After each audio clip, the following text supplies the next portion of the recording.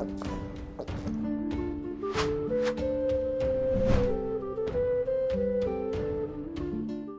Moin, hallo und herzlich willkommen zu einem neuen Video hier auf meinem Kanal. Heute gibt es hier eine Runde Shakes and Fidget. Heute möchte ich noch mal ein bisschen über den Hellevator reden, der ja jetzt am Freitag starten wird. Um 16 Uhr geht das ganze Ding hier los, ne?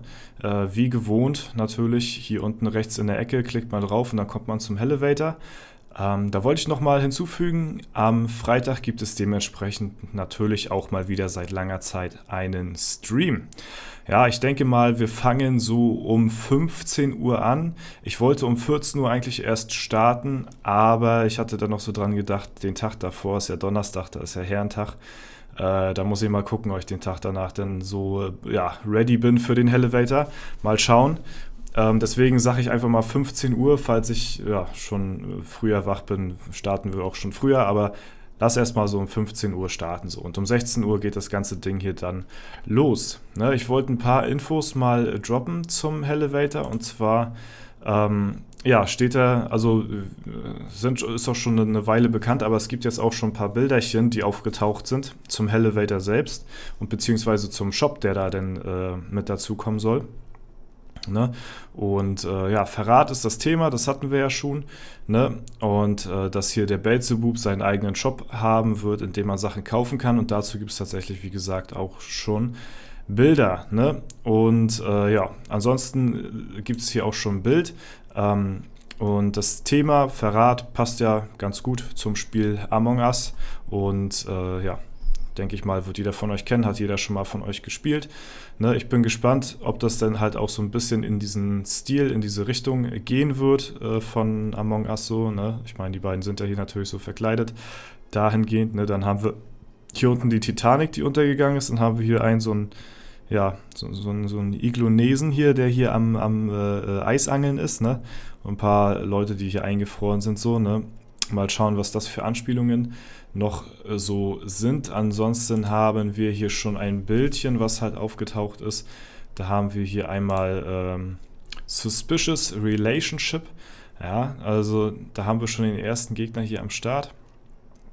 Sehen hier, haben wir wieder 15 Schlüsselkarten und wir haben hier links an der Seite ist schon so ein kleines Bildchen, was verrät, das könnte eventuell, weiß ich nicht, irgendein Buff sein gegen die Leute hier, gegen die Gegner, keine Ahnung. Hier unten rechts haben wir auch noch ein Symbol, was vorher nicht da gewesen ist, so eine Chili-Schote oder sowas.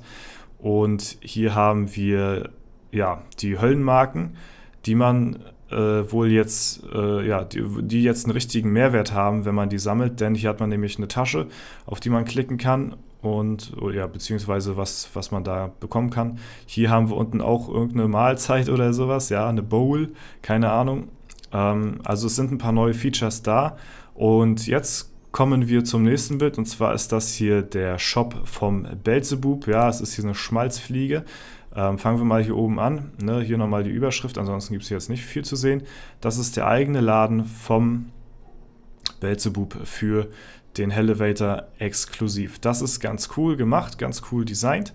Und hier haben wir wieder diese Chili-Schoten. Ich weiß nicht, ob das irgendwelche temporären Buffs sind oder so. Auf jeden Fall haben wir hier 3 Auswahlmöglichkeiten, die wir dann im Shop zur Verfügung haben. Ich weiß nicht, ob man hier noch rollen kann oder so, keine Ahnung. Hier sehen wir jetzt auch diese Bowl, die ist jetzt ausgegraut. Das heißt, diese Bowl steht wohl für den Belzebub-Shop, ne? Hier kann man fighten und hier sieht man, glaube ich, dann die Übersicht.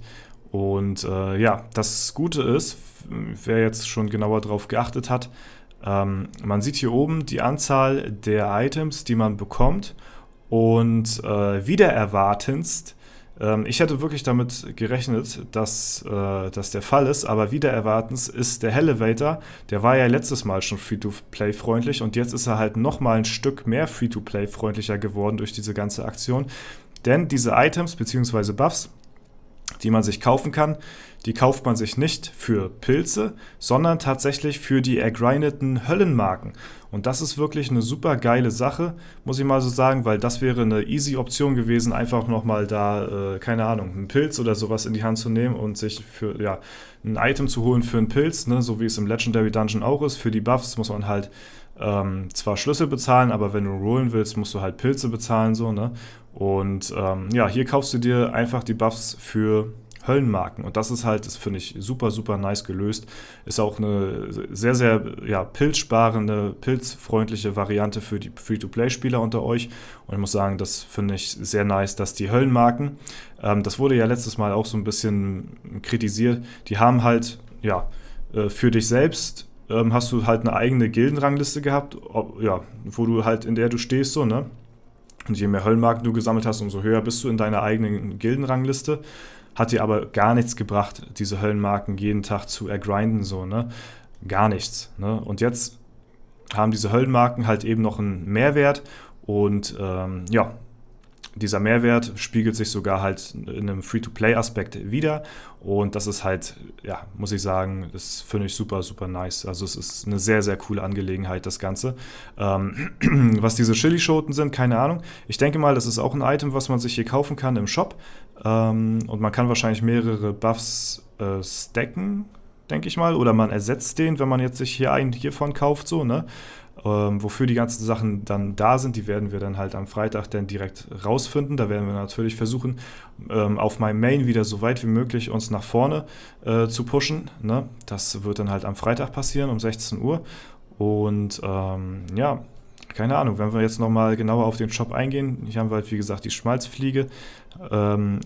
Ich gucke schon die ganze Zeit, ob ich noch irgendwelche Details im Hintergrund begutachten kann, weil ich bin ja da auch ein sehr großer Freund davon, hier irgendwelche, wenn hier immer irgendwelche Easter Eggs oder kleinen Gimmicks versteckt sind, die hier eingezeichnet worden sind, wo man dann rausfinden kann und sieht so, aha, nice, ja, da haben sie wieder eine kleine Anspielung gemacht.